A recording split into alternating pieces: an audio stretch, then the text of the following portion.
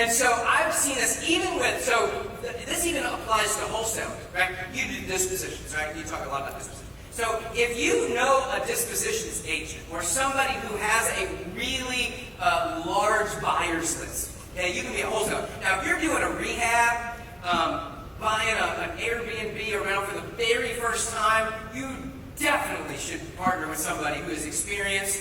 Even if you don't want to give them the whole deal or partner on the whole deal, pay a consulting fee. Pay somebody, it's worth it. You're trying to pinch every penny. Trust me, the valuable advice that they will give you on buying it, on running the numbers, which deals to avoid, the deal you think is a home run and it's a massive disaster, helping you avoid a disaster. Like pay for the help, get the help, or partner with somebody one way, shape, or form. But even, so obviously, if you're going to buy a deal and hold it and get title to it, like that's the riskiest part of real estate. But I would say even in wholesaling, it's amazing to me how people will wholesale a deal with a tiny little buyer's list because they don't want to split the deal with a dispositions agent. If you're not familiar with a dispo agent or somebody who's got a large buyer's list, oftentimes many of our larger wholesalers, me included, I will send out, if you have a deal, or J. Paul does this, and I know Stan does this, if you have a wholesale deal, but you just have a small buyer's list, so you send it out to 10 or 20 people and nobody's interested, or only one person's interested, they don't have a ton of money, and you're only going to make like a $3,000 or $4,000 or $5,000 assignment fee.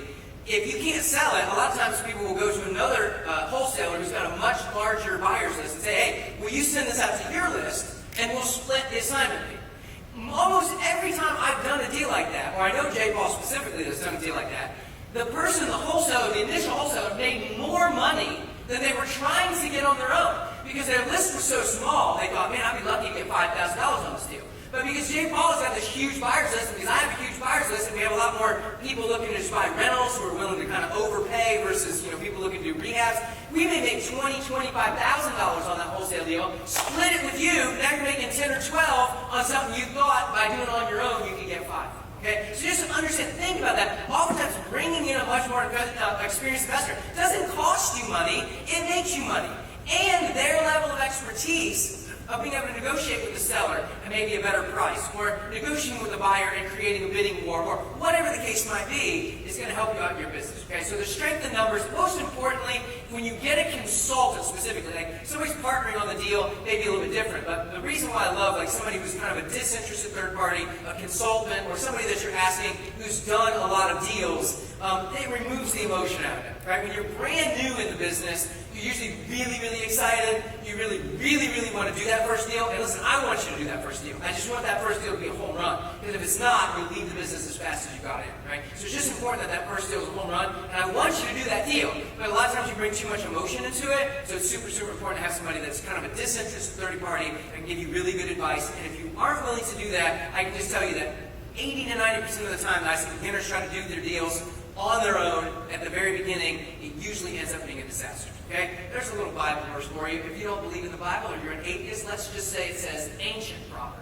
It would be the same thing, right? Plans fail for lack of counsel, but with many advisors, they succeed. Okay, that's just a great, Bible or not, it's a great life verse to live by. So foreclosure mistake number one, but I see way too often, I've seen so many people just kind of hurt themselves and not get advice. And one of the things I hate too is when people call me and tell me after they bought a deal and ask me if I'll come look at it.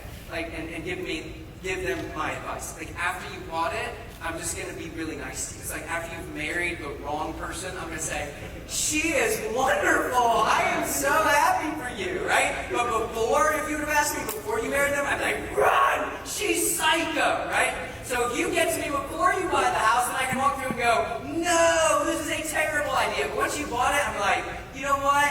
It's going to work. You're going to be able to, you're going to do it. I am so happy. I'm not going to try to rain on your parade, right? So get advice before. Don't call me after. I've had so many people call me after, and I got to just try and be nice when it was not a good deal.